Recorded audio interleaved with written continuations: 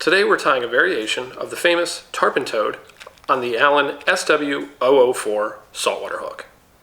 Start your thread just behind the eye of the hook and then tie in a set of either mono eyes or bead chain eyes. Now work your thread back to halfway down the hook shank. It's very easy to overdress this pattern and it ends up throwing off all the proportions. So first and foremost, prep a zonker strip that'll become the tail of the fly. Here I've trimmed a diagonal into both ends so that not only is it easier to tie in, but it swims better.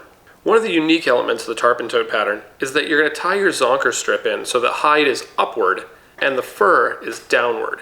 This is because this pattern is mostly fished toward the surface and the fish are looking upward toward it. Tie in your zonker strip and then take a couple wraps of thread around the base of the zonker strip. These extra thread wraps will help prevent fouling when you're fishing the fly.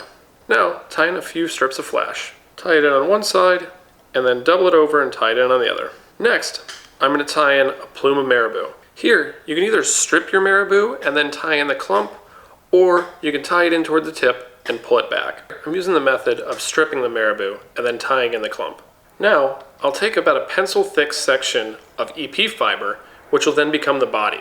I'm going to tie these clumps in using figure-8 wraps, holding them in one way, wrapping over, and then drawing them back the other way and wrapping it over again.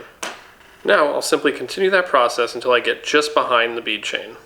Prior to trimming, this is what you're looking at. Got that head shape that's created, but you want to trim that down so that it creates a more diagonal profile. Make sure not to trim too aggressively and ruin all your hard work. In this case, I'm going to take an angle and I'm going to use the eyes as a rough guide.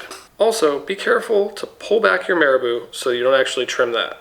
So as is fairly common with the trimming stage of any of these types of patterns, you can spend all sorts of time and end up just kind of falling into a hole.